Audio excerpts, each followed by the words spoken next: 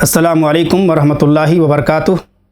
برادران اسلام، اس دنیا کے اندر بہت سارے ایسے مسلمان ہیں جو خانہ کعبہ کی زیارت کی تمنا کرتے ہیں، مسجد نبوی کی زیارت کی تمنا کرتے ہیں، لیکن ان کے پاس مال نہیں ہوتا، زاد راہ نہیں ہوتا جس کی وجہ سے وہ خانہ کعبہ کی زیارت کر سکیں، مسجد نبوی کی زیارت کر سکیں۔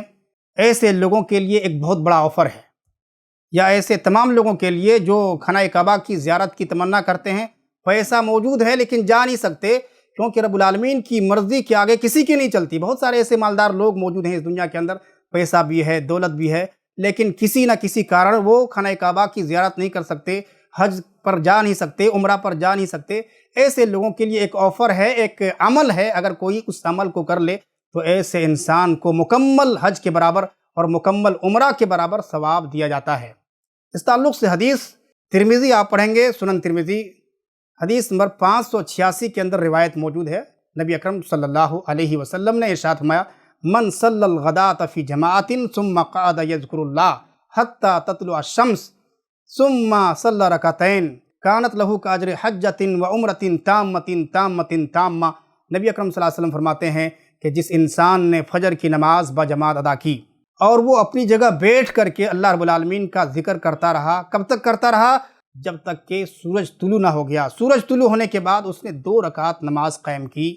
نبی اکرم صلی اللہ علیہ وسلم فرماتے ہیں، کانت لہ کاجر حجۃ و عمرۃ تامۃ تامۃ تامہ۔ ایسے انسان کو مکمل حج کے برابر، مکمل عمرہ کا برابر ثواب دیا جاتا ہے۔ ایسے انسان کے لیے مکمل حج کے برابر ثواب ہے، مکمل عمرہ کے برابر ثواب ہے۔ یہ اللہ کے نبی صلی اللہ علیہ وسلم نے یہ بات اللہ کے نبی صلی اللہ علیہ وسلم نے 3 بار دہرائی۔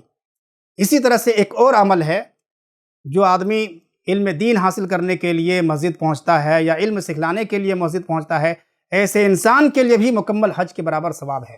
طبرانی کی روایت ہے، طبرانی حدیث نمبر 7473 کے اندر روایت موجود ہے۔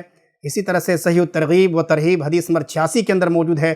اللہ کے نبی صلی اللہ علیہ وسلم نے ارشاد فرمایا، من غدا الی المسجد لا یرید الا ان یتعلم خیرا او یعلمہ کان لہ کاجر حاج تاما حجتہ۔